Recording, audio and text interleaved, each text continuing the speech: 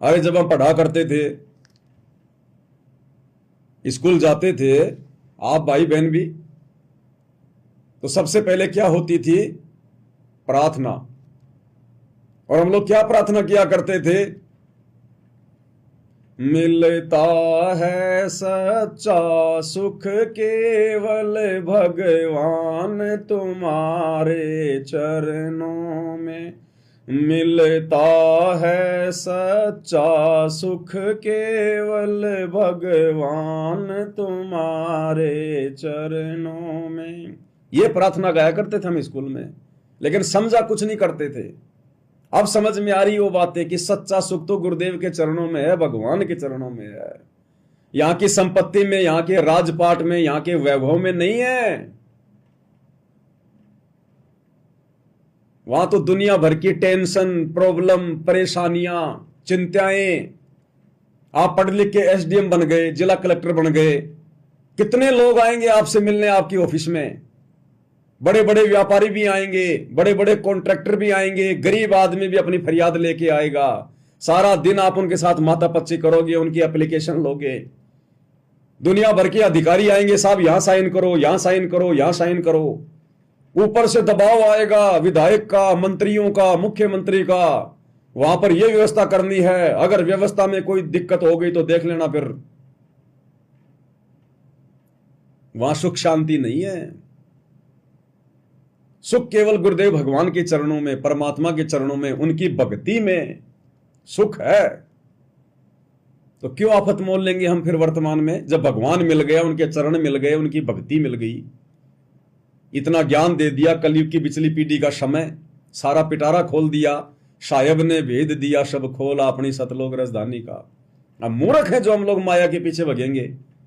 मूर्ख हैं जो अपने बच्चों को नौकरी के लिए पढ़ाएंगे, एसडीएम बनाने के लिए पढ़ाएंगे, बड़ा डॉक्टर बनाने के लिए पढ़ाएंगे। अरे बाकी दुनिया है ना, ये बाकी दुनिया जो भक्ति नहीं करना चाहती, जिनका वो शुभ समय नहीं है, इतने संस्कार नहीं है, अरे ये बनते रहेंगे डॉक्टर, इंजीनियर, एमबीबीएस ये करते रहेंगे, अधिकारी ये बनते रहेंगे। इस काल के ढमढमे को ये लोग संभालते रहेंगे। आप और हमारा नंबर आ गया, हम क्यों इस पचड़े में पड़े और क्यों अपने बच्चों को डालें?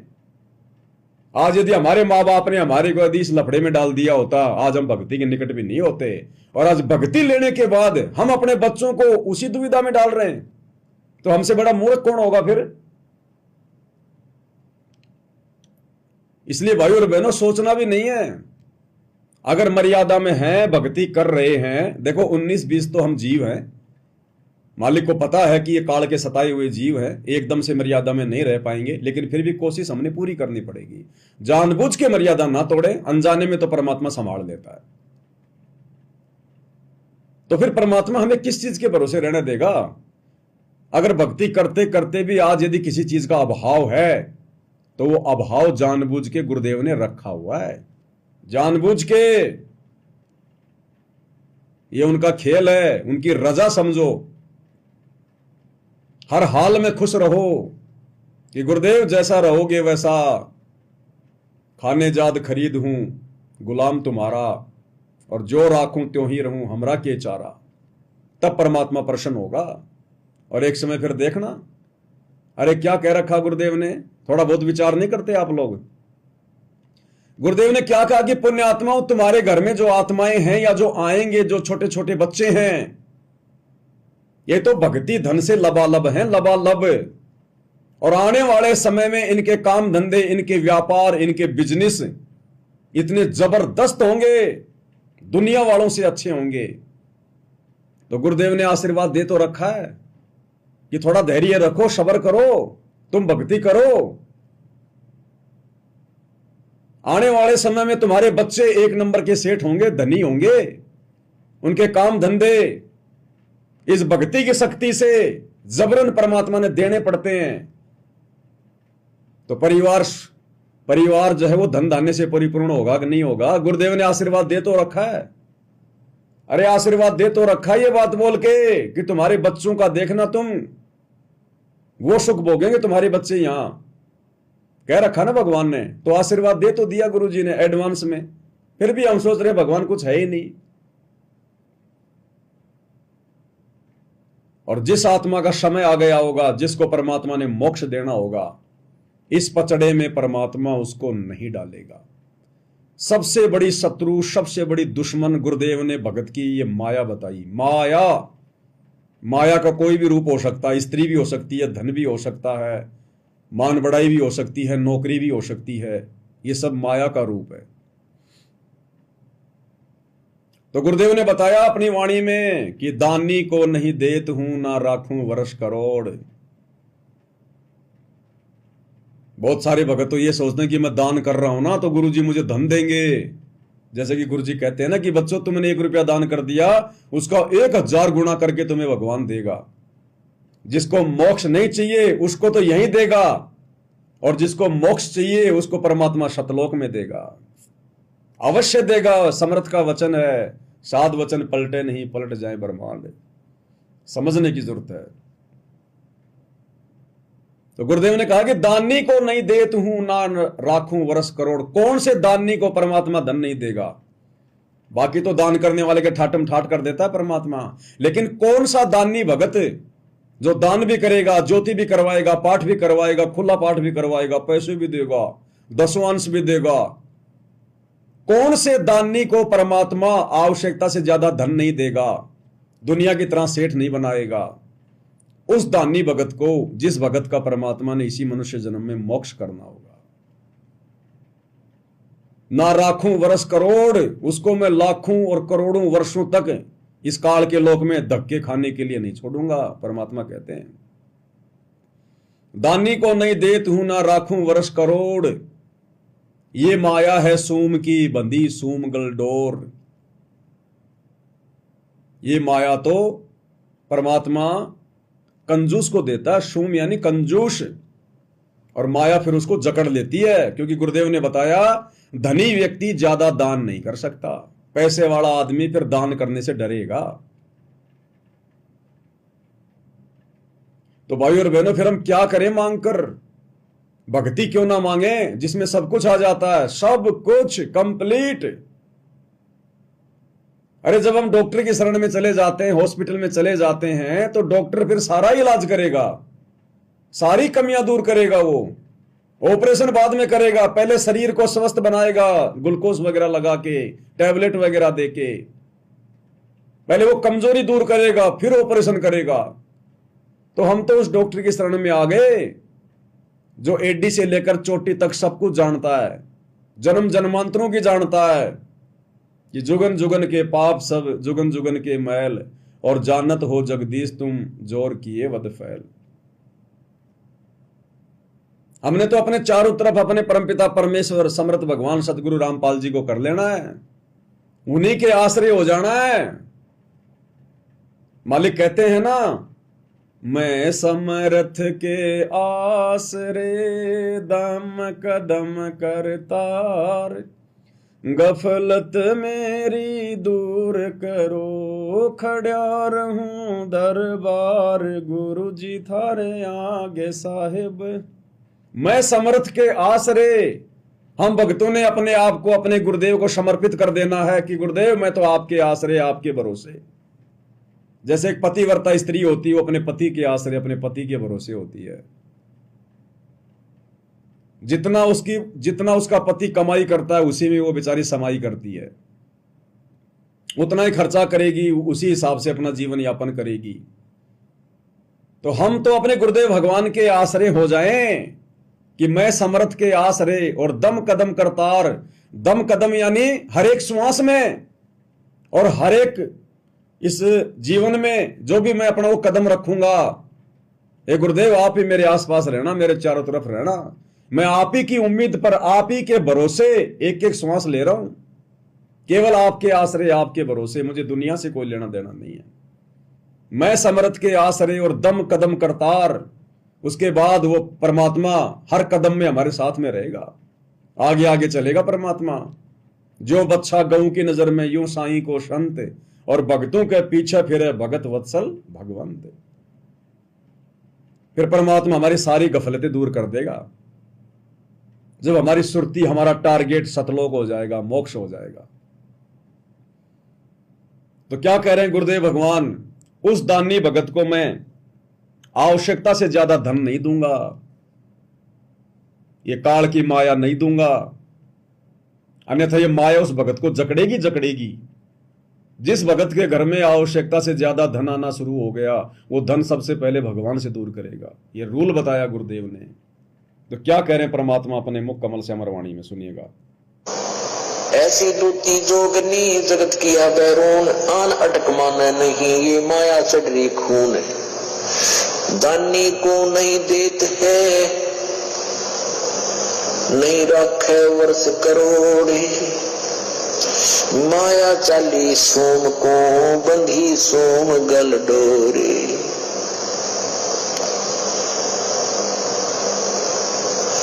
अब क्या बताते हैं कि परमात्मा माया, जो दानी व्यक्ति होते हैं वो संग्रह संचन नहीं करते, और जो सोम होते हैं, जो कंजूस होते हैं, उनके पास माया का संग्रह घना होता है। तो क्या बताते हैं, या माया मेरी भई गई सोम दरबार, दानी के नहीं जात है के कारण करता रे।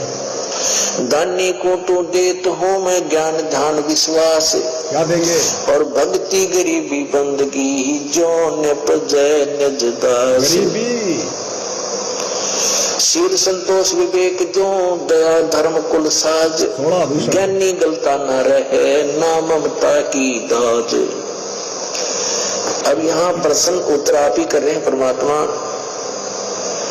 कि हे परमात्मा, या माया जो है दान करने वाले भगत के घर पे, दानी के घर इतनी माया जैसे औरों के पास होती है, लोग दिखावा करते हैं, तो भक्ति से परिचित व्यक्ति इस माया के घना पीछे नहीं लगता। तो यहाँ प्रश्न किया है कि दानी के नहीं जाते हैं क्या कारण करतार। तो परमात्मा कहते मैं अपने भगत के पास इस विष को घना नहीं रहने देता, और ज्ञानी दानी को तो देत हूँ मैं ज्ञान ध्यान विश्वास, और भक्ति गरीबी बंदगी जो निपजय निज दास।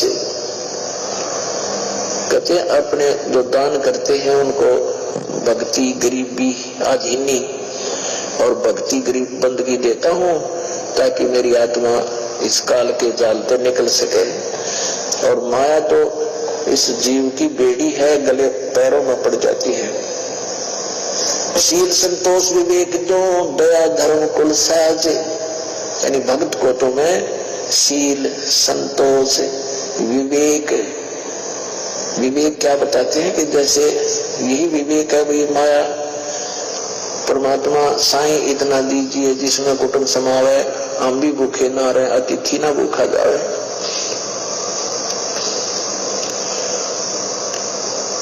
शील संतोष विवेक जो दया धर्म कुल साज, और उस पुण्यात्मा के अंदर दया भर देता हूँ, धर्म धार्मिक बनाता हूँ, और वो फिर माया की आग में नहीं जलता।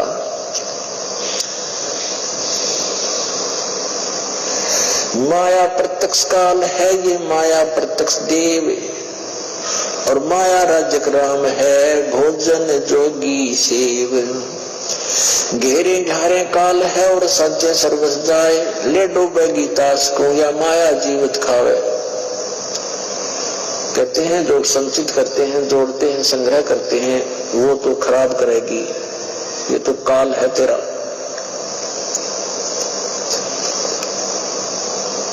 भक्ति में स्नान करे आगे से मत रोक, चलती को तू चलन दे हंसा पावे मोख।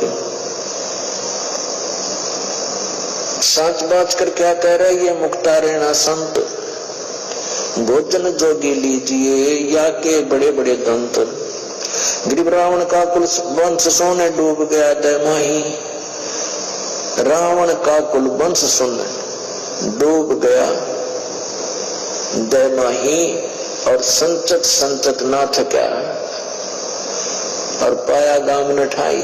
माया कहते रावण के माया जोड़न तो छह क्या नहीं, और फिर कहते कि तो नामो निशान नहीं रहा हुआ, माया यही रहेगी।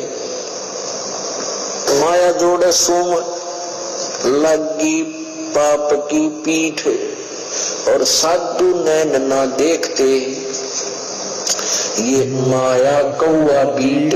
भक्त हैं, संत हैं, कहते हैं ये माया के ऊपर आसक्त नहीं होते।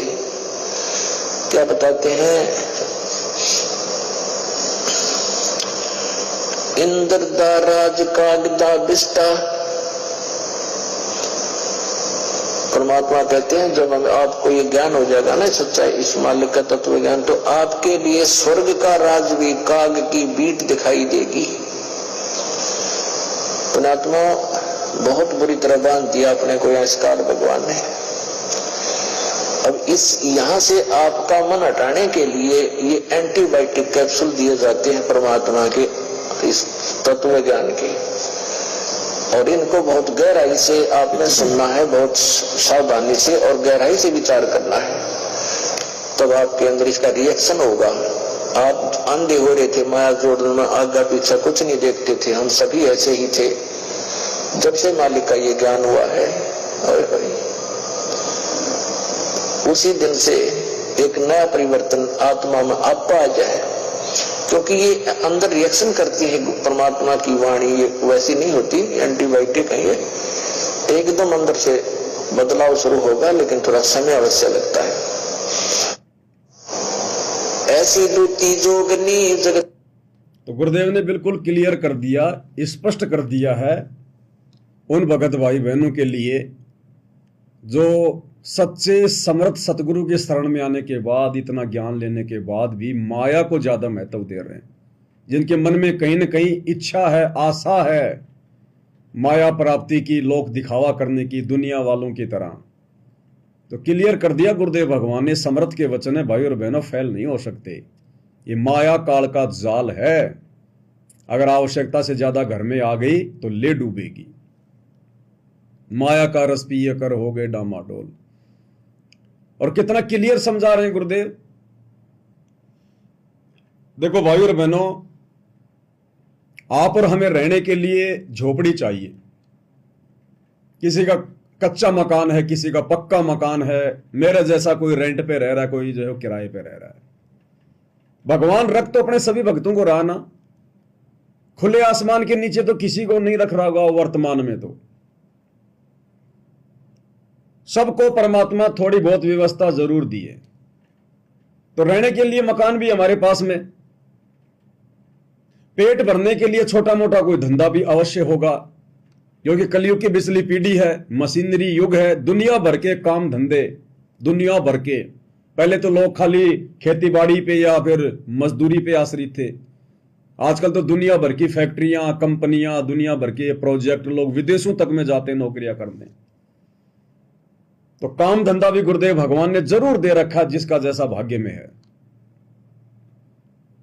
खाने के लिए 2 टाइम की रोजी रोटी भी जरूर मिल रही होगी।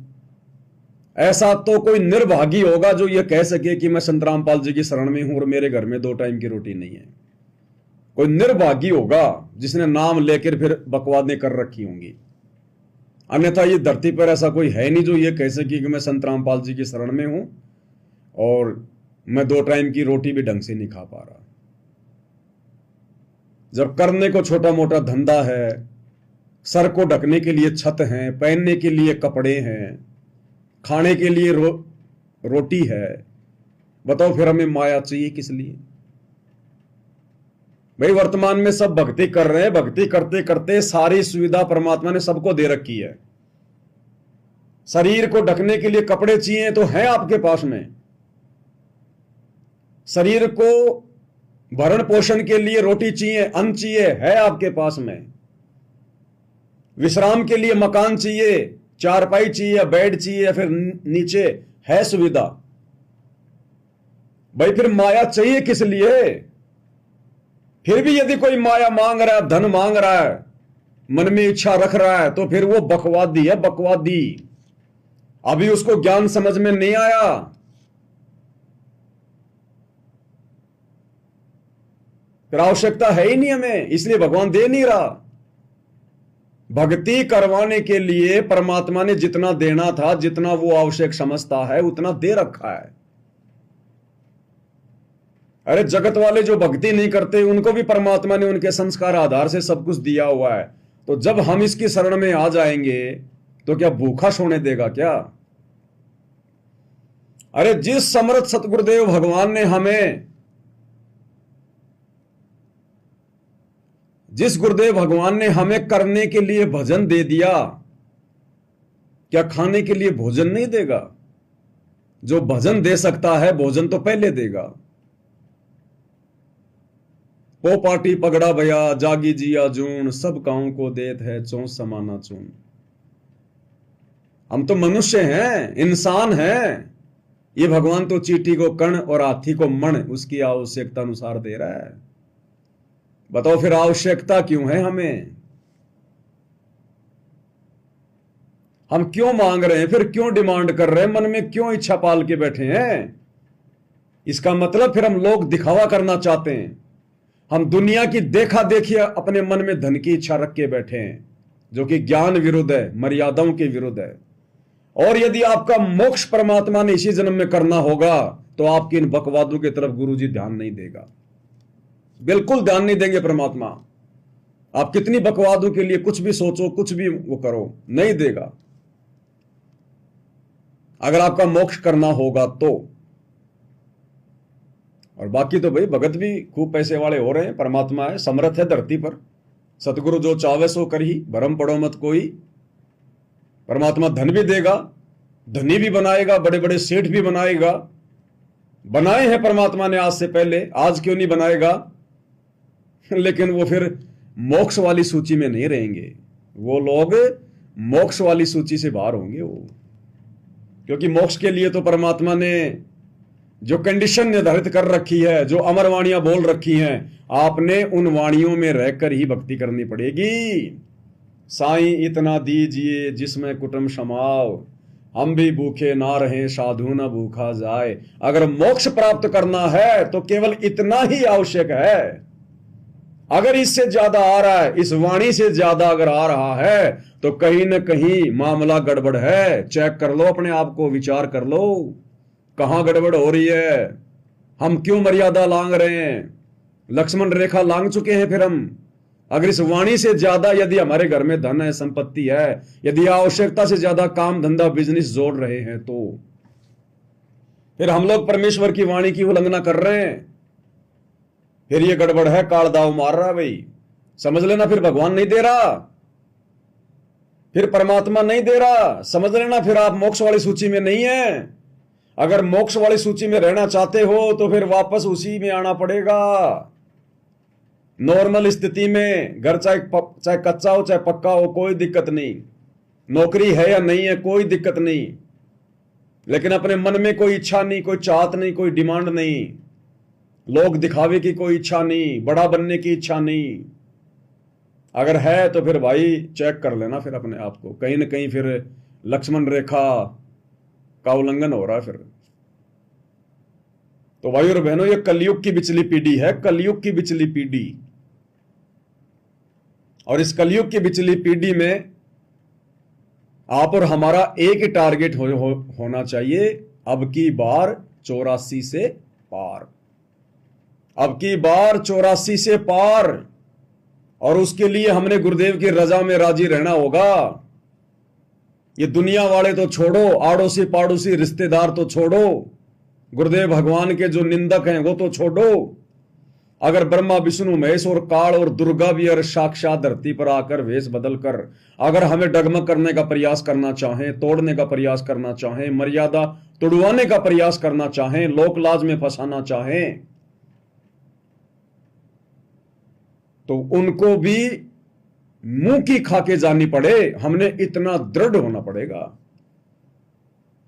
गुरुदेव के ज्ञान को आधार बनाकर। जो टारगेट एक ही हो गया तो उसी टारगेट की तरफ आगे बढ़ना है। कहते हैं ना, जिसको पहाड़ पे चढ़ना होता है वो चूहे और बिच्छुओं की चिंता नहीं करता, वो चूहों से नहीं डरता, बिच्छुओं की परवाह नहीं करता। जिसको पहाड़ पर चढ़ना होता है, तो जिसका टारगेट सतलोक हो गया, मोक्ष हो गया, गुरु की प्रसन्नता हो गई कि नजर निहाल करना है गुरुदेव को, खुश करना है। जो नो एंट्री हो रखी है मेरी सतलोक से एंट्री करवानी है, फिर उसका टारगेट एक ही हो जाएगा, अब की बार 84 से पार। बाकी ठीक है, परमात्मा ने आपके भाग्य अनुसार आपको नौकरी दे रखी है, आपके बच्चों को नौकरी मिल गई, आपने कोई मकान अच्छा बना लिया है, आवश्यकता के अनुसार और बना लिया है, कोई दिक्कत नहीं। लेकिन लक्ष्मण रेखा पार मत कीजिएगा। जितना आवश्यक है उतना ही बनाओ।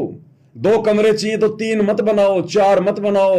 मैं किराए पे चढ़ा दूंगा, बैठे बैठे खाऊंगा, 2 बाहर जो है दुकान हो जाएंगी, ये मत सोचो। फिर तुम्हारा आसरा, तुम्हारा सहारा फिर वो दुकान ही रहेगी, सतगुरु हट जाएगा। फिर वो किराए के मकान ही तेरा पेट भरेगा, फिर सतगुरु अपनी तरफ से कोई हेल्प नहीं करेगा। क्योंकि हमने तो ये सोच लिया ना कि 2 मकान और बना दूंगा, 1 मंजिल तो मैं रह लूंगा नीचे, 2 मंजिल बना देता हूं, पैसा है मेरे पास में, किराए पे चढ़ा दूंगा, 10-10 हजार रुपए किराया आएगा, बैठे बैठे खाएंगे। फिर सतगुरु अपनी तरफ से राहत नहीं देगा, क्योंकि तुम्हारी उम्मीद, तुम्हारा आसरा वो 2 मंजिल हो गई, वो दुकान हो गई जो तुमने रोड की तरफ निकाल दी।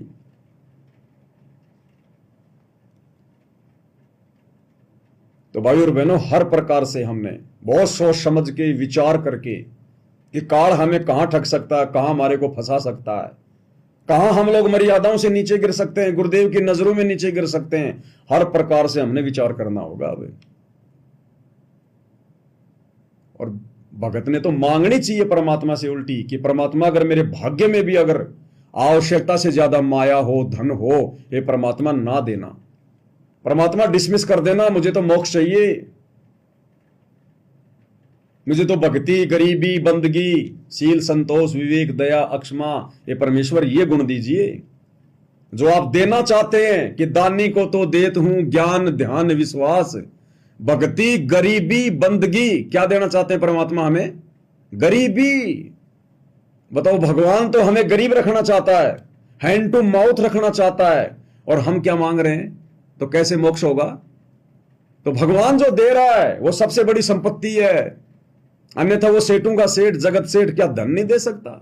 इतना दे दे समाये नहीं जाए, लेकिन वो हमें फंसाएगा नहीं, यहां पर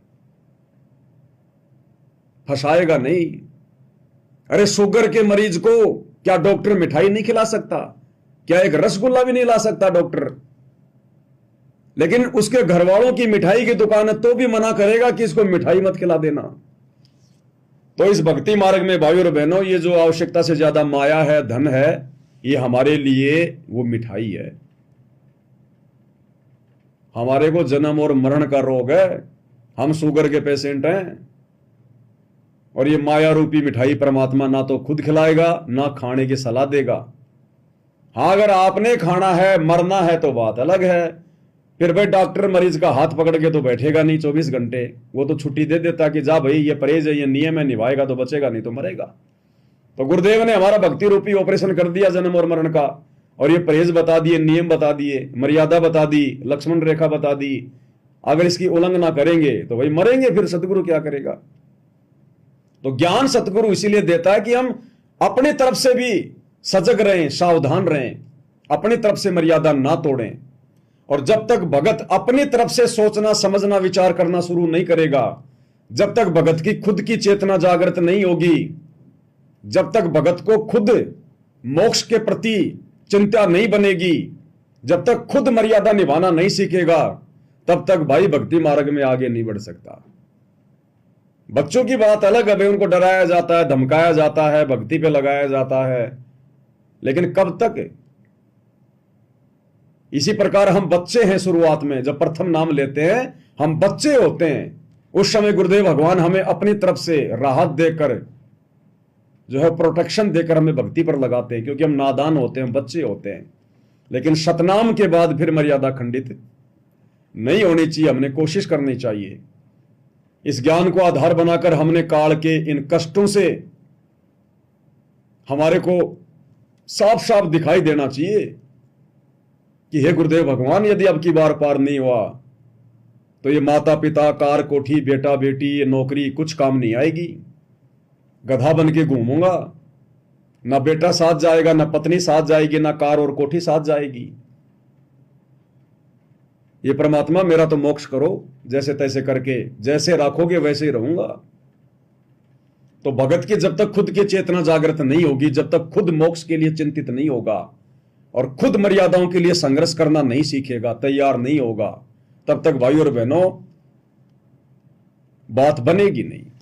फिर हम कभी भी मर्यादा तोड़ देंगे। अगर देखा देखी में लगे हुए ना, भेड़ चाल में चल रहे हैं, तो हम ना तो किसी का कोई दबाव सहन कर पाएंगे, लोक लाज में भी फंस जाएंगे और कभी भी मर्यादा तोड़ के काल के जाल में फंस सकते हैं।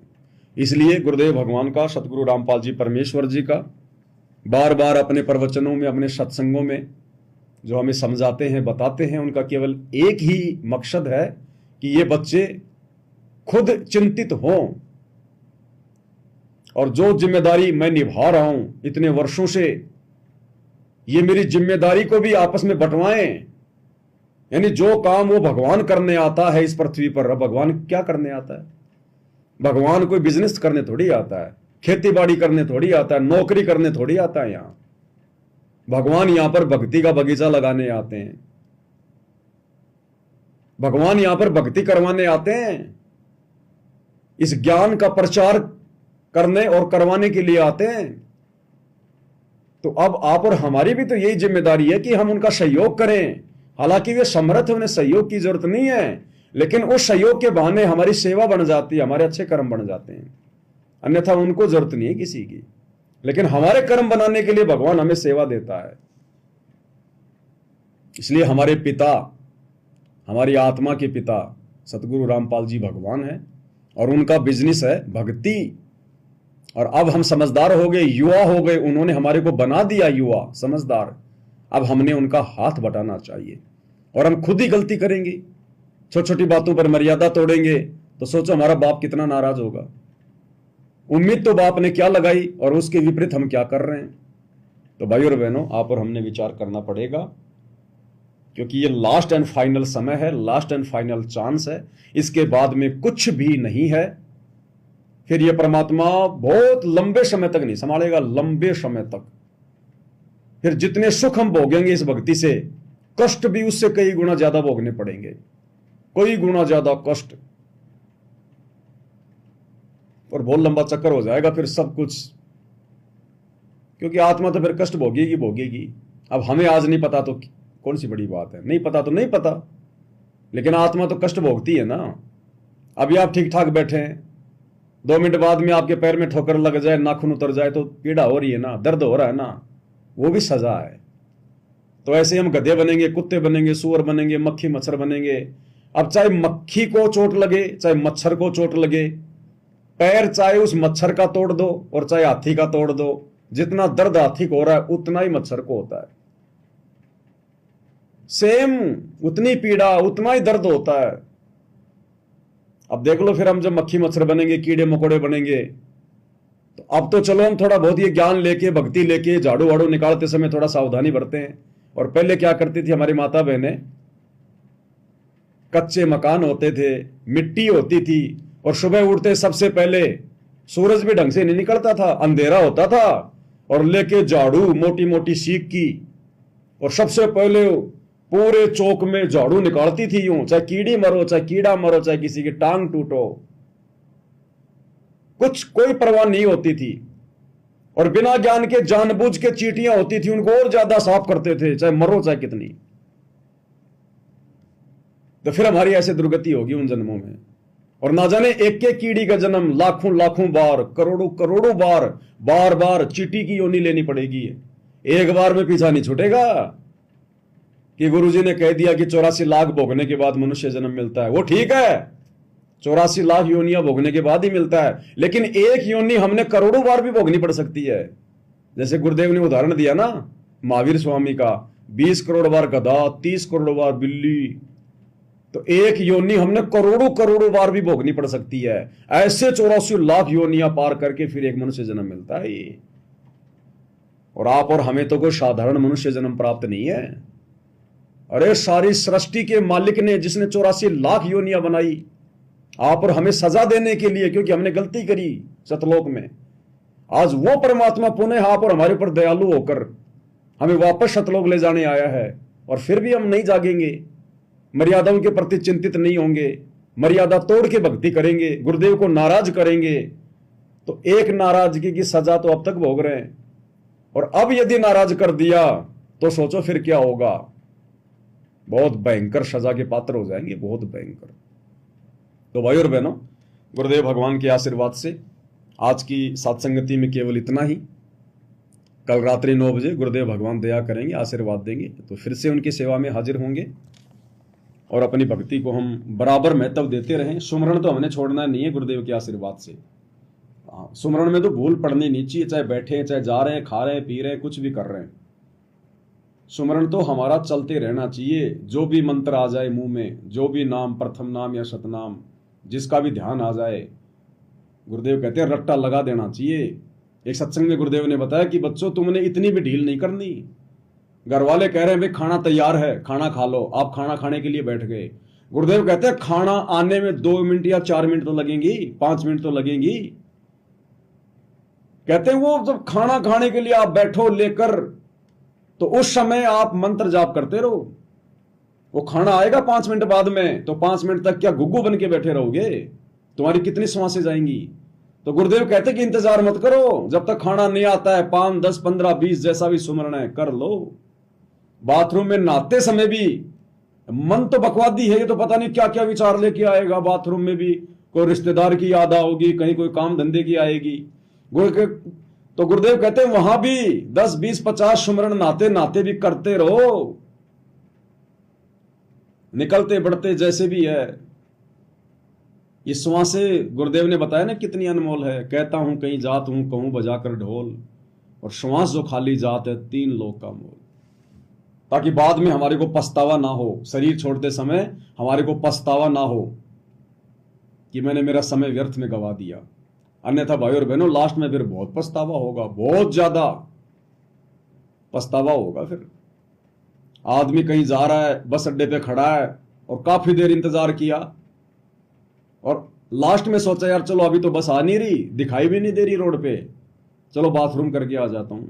और उसको लग गई 3-4 मिनट, तब तक बस निकल गई। फिर देखो उसको कितना पछतावा होगा कि मेरे को अभी बाथरूम जाना था क्या, थोड़ी देर और रुक जाता, बस निकल गई, अब क्या करूंगा, अगली बस तो शाम को आएगी। फिर उसको कितना पछतावा होता है। तो ऐसे ही अगर ये भक्ति रूपी बस एक बार गुरुजी लेके निकल गए ना सतलोग, फिर कुछ लेना देना नहीं है। तो भाई और बहनों ये लास्ट एंड फाइनल है। परमात्मा हर चीज को दबाव दे के नहीं कहेंगे, क्योंकि वो अपने हिसाब से अपना काम करते हैं। और संकेतों में परमात्मा ने सब कुछ बता दिया। कितनी ऑडियो वीडियो सुनाए आपको जिसमें गुरुदेव ने स्पष्ट कर दिया कि इस दास से पहले ये भक्ति नहीं थी, और इस दास के जानने के बाद ये भक्ति समाप्त हो जाएगी। और गुरुदेव कहते हैं इस दास के रहते सहते अगर तुम मर्यादा तोड़ोगे, गफलत करोगे, मेरे जाने के बाद कहां पार हो जाओगे, फिर तो तुम्हारे ऊपर कोई अंकुश नहीं रहेगा। और गुरुदेव कहते हैं मेरे जाने के बाद तो यहां लोग मंडी बनाएंगे, मेरे नाम के मेले भरेंगे, सुख की महिमा करेंगे लोग, फिर उसका फायदा क्या। और पिछली पीढ़ी जैसे प्रथम पीढ़ी, जब तक कबीर भगवान धरती पर रहे तब तक ही थी प्रथम पीढ़ी, 1398 से 1518। मगर से जाने के बाद वो प्रथम पीढ़ी का समय समाप्त है। इसी प्रकार ये पिछली पीढ़ी, जब तक गुरुजी भगवान धरती पर हैं तब तक ही पिछली पीढ़ी है, और जैसे ही गुरुजी सतलोक चले जाएंगे उसी दिन पिछली पीढ़ी समाप्त, मोक्ष का दरवाजा बंद। इसलिए भाई और बहनों इतना सचेत होकर आप और हमने अब सिर धड़ की बाजी लगा देनी है। मर्यादा नहीं टूटने देनी, चाहे हम खुद क्यों ना टूट जाएं। और ऐसी सोच वाले भगत को फिर भगवान टूटने देगा क्या। तो भाई और बहनों मालिक की विशेष दया, विशेष मेहर है। इसी प्रकार से हम थोड़ा थोड़ा करके मालिक की महिमा करेंगे। थोड़ा बहुत हम जागरूक रहेंगे, बैटरी चार्ज रहेगी, डगमग होने से बचे रहेंगे, और गुरुदेव भगवान की हिसार जेल से बाहर आने तक हम लोग भक्ति पर जीवित रहेंगे। तो आज के वीडियो में केवल इतना ही। गुरुदेव हम सबको आशीर्वाद दें, आज्ञा दें, सद्बुद्धि दें। बंदी छोड़ सतगुरु रामपाल जी परमेश्वर जी की जय हो।